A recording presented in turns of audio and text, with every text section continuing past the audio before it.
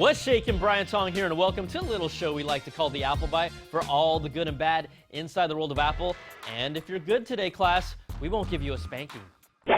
On to the news, and we show you a lot of Apple parts that get leaked early, but this is believed to be the front panel for the next generation iPod Touch, with the Mac Rumors source claiming that it will be taller than the current model, with an opening measuring 4.1 inches diagonally, with the viewable display to be slightly smaller.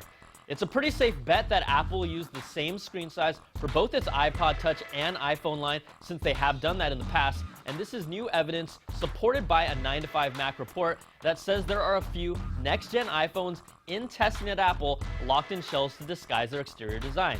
Now, two of them sport a display that is 3.999 inches diagonally and a pixel resolution of 640 by 1136. That's an extra 176 pixels longer than the current display. Now, the screen is very close to a 16:9 resolution, so videos can fill out the screen at their native resolution, and Apple is currently testing builds of iOS 6 custom built to the new display that fits 5 rows of icons. Now, all this is juicy stuff, but based on the recent reports and timetables, I think we'll see a whole bunch of OS X mountain lion at WWDC, and the hot new hardware will be the new MacBook Pros and iMacs. We've got to see a preview of iOS 6, just something, even for developers to preview like they have in the past, but I don't think we'll see the next iPhone until a later event. I know a lot of you might be a little bummed out right now, but I just wanted to prepare you mentally because I know how some of you get. I don't like that, Apple. Now, we plan on seeing a lot of Mountain Lion, and a few more nuggets are coming out. Automatic downloads were hinted at earlier, and the latest build allows you to enable the feature for installing new purchases on multiple computers with the same iCloud account. It's not active right now, but it's pretty similar to what happens on iOS devices. And another feature it looks like we'll see is voice dictation coming to Macs after 9to5 Mac found resource files inside of Safari inside of the latest OS X build that show the key command to bring up voice dictation. But not everyone is fond of Apple voice recognition apps. IBM isn't the biggest fan of Siri and is blocking the feature on their own internal networks because of the way your speech is recorded, then uploaded to Apple servers, and then deciphered before being sent back. Now, they're concerned that commands and sensitive information for the company, like contacts and more, could be potentially stored on Apple's end. But shouldn't we all be a little worried about that? Yeah, we should be.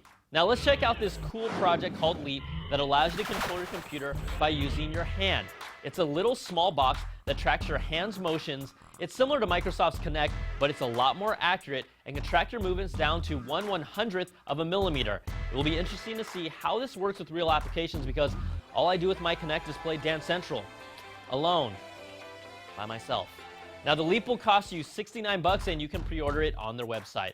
All right, guys, to the quick bites. Word on the street from Boy Genius Report is that Microsoft is set to release the full Office suite for iOS and Android tablets in November.